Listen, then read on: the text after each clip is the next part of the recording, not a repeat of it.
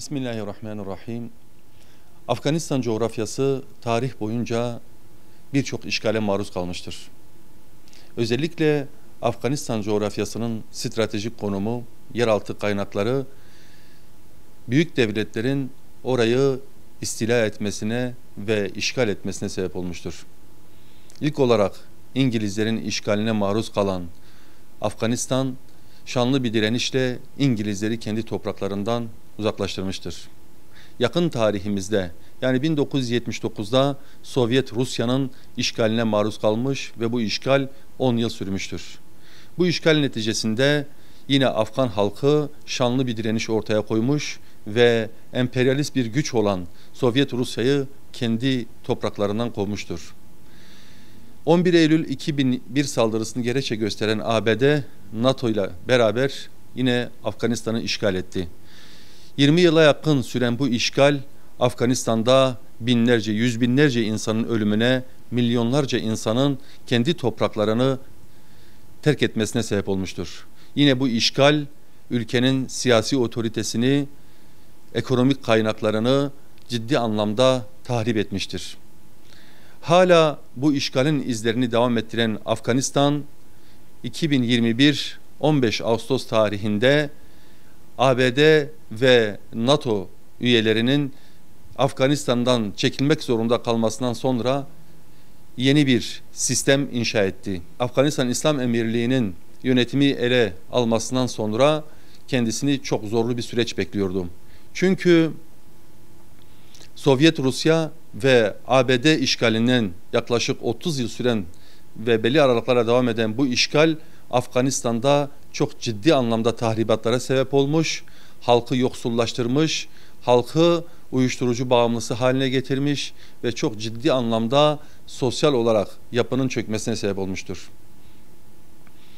Emperyalist güçler bir kez daha şunu tüm dünyaya gösterdiler.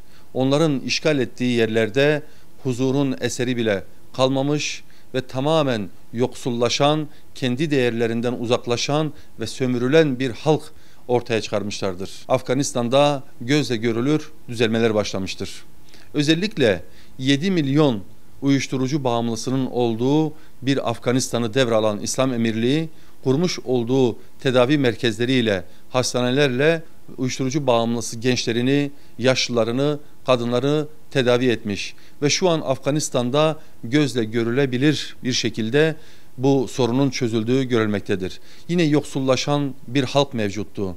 Sokakların tamamında dilenen bir halk mevcuttu. Ama son 3 yıl içerisinde baktığımızda bunun gözle görülür bir şekilde ortadan kaldırıldığını, neredeyse artık dilenen halkın görülmediğini söyleyebiliriz. Yine aynı şekilde işgalin en büyük zararlarından bir tanesi Afganistan'ın ekonomisini çökertmeleriydi. İşgal güçleri Afganistan'ı terk ettiğinde Afganistan'ın Merkez Bankası'nı boşaltmış, var olan kaynaklarını kendileriyle beraber maalesef götürmüşlerdir. Bununla da yetinmeyen işgal güçleri Afganistan'ın Merkez Bankası'nda olan 7 veya 9 milyar dolar arasındaki parasına el konmuş ve hala bu para geri iade edilmemiştir. Tüm bu zorluklarla Afganistan'ı yöneten Afganistan İslam Emirliği kendi memurlarıyla, kendi kadrolarıyla Afganistan'ın hem siyasi hem ekonomik hem sosyal olarak kalkınması açısından büyük bir mesafe kat ettiğini söyleyebiliriz. İşgal süreçlerinde ciddi bir enflasyonun, çok yüksek bir enflasyonun olduğu Afganistan'da bugün eksi onlara düşen bir enflasyondan söz edilebiliyor. Afganistan'da yine üretimin ciddi anlamda azaldığı, istihdam alanlarının daraldığı, insanların kendi geçimlerini sağlayabilmek için komşu ülkelere veya uzak ülkelere göç etmek zorunda kaldığı bir süreci yaşadık. Ama gelinen nokta itibariyle üretimi teşvik eden, dış yatırımcının Afganistan'a gelip yatırım yapmasını kolaylaştıran bir yönetim anlayışıyla her geçen gün istihdam alanı genişlemekte ve gençler kendi ülkelerinde, kendi topraklarında, kendi ailelerin yanında kendi istihdamını sağlayarak, aile bütünlüğünü de koruyarak bir ortamın sağlandığını söyleyebiliriz. Yine işgal süreçlerinde insanların can güvenliği ortadan kalkmıştı. İnsanlar güvenli bir şekilde sokaklarda gezemiyordu. Ama bu 3 yıllık süreç içerisinde Afganistan'ın doğusundan batısına, gündüzünden gecesine insanların güven içerisinde çalışabildiğini, gezebildiğini ve yatırım yapabildiğini görebiliyoruz. Yine İslam Emirliği'nin yönetimi devralmasından sonra bütün siyasi oluşumların, farklı fikirlerin veya figürlerin güven içerisinde Afganistan'da yaşayabildiğini, toplumsal barışın sağlandığını ve her geçen gün bunun pekişerek devam ettiğini söyleyebiliriz. Afganistan topraklarını terk etmek zorunda kalan ABD ve NATO üyeleri Afganistan'da yoksulluk, açlık, bağımlılık dışında herhangi bir şey bırakmadı. Tamamen ülkenin kaynaklarını sömürerek gittiler. Ve orayı terk ederken Afganistan'da siyasi bir otoritenin sağlanamayacağını öngörüyorlardı. Ama bu 3 yıllık süreç içerisinde ortaya konulan başarılı bir yönetim onların öngörülerini boşa çıkardı. Bu nedenle ABD ve müttefikleri hala Afganistan'da başarılı bir yönetimin oluşmaması için, halkın kalkınmaması için zaman zaman tacizlerine devam etmektedir. Komşu ülkelerle ilişkilerini bozmak adına ciddi anlamda girişimlerde bulunmaya devam etmektedirler. Biz buradan başta komşu ülkeler olmak üzere İslam dünyasına sesleniyoruz. Tarihinde büyük yıkımlar yaşayan, büyük işgaller yaşayan Müslüman Afganistan halkına hep birlikte el uzatmak zorundayız. Onların acılarını dindirmek, onların kendi ihtiyaçlarını, kendi yönetimlerini, kendi öz iradeleriyle sağlayabilmesi için hepimizin üzerine büyük sorumluluklar düşmektedir. Başta Türkiye olmak üzere komşu ülkelerin Afganistan'ı tanıması bir zorunluluk hali almıştır. Yine Afganistan'ın istikrarsızlığa götürecek bütün girişimlerden komşu ülkelerin uzak durması gerekir. Afganistan'ı başarısızlığa götürecek, işgal rejimiyle işbirliğine gidecek muhalefetle işbirliğinden vazgeçilmesi gerekir.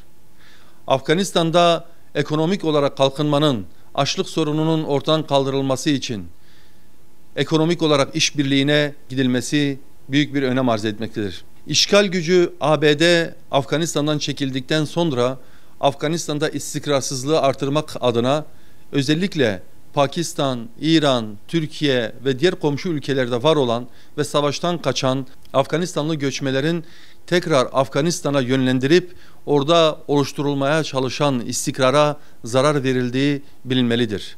Özellikle son bir yıl içerisinde yaklaşık 1,5 milyon 2 milyon arasında Afganlı göçmen Afganistan'a dönmesi hususunda baskılara maruz kalmaktadır. Bu durumda Afganistan'da oluşturulmaya çalışan bir istikrarı, bir düzeni, bir İslam'ı olumsuz anlamda etkilemektedir.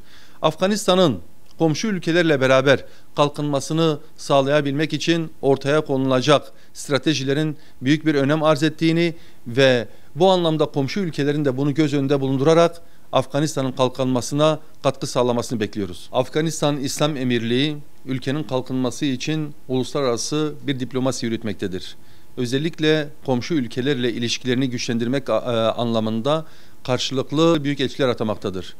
Özellikle Çin, Kazakistan, Azerbaycan, Türkmenistan, İran, Katar ve Malezya. Şu an 7 ülke Afganistan'la karşılıklı büyük elçi ataması gerçekleşmiş ve bu ülkelerle diplomatik olarak ilişkiler her geçen gün artırılmaktadır. Biz buradan tekrardan Türkiye başta olmak üzere İslam dünyasına seslenmek istiyoruz. Afganistan'ın resmi olarak tanınıp siyasi, ekonomik, askeri ilişkilerin bir an önce geliştirilmesi ve güçlendirilmesi gerekmektedir. 15 Ağustos 2021 tarihinde bütün emperyalist güçleri karşısına alarak büyük bir başarı elde eden Afganistan İslam Emirliği'nin 3. yıl dönümünde onları tekrardan tebrik ediyorum. Bugüne kadar ortaya koyduğu başarılı çalışmalarının devam etmesini ümit ediyoruz.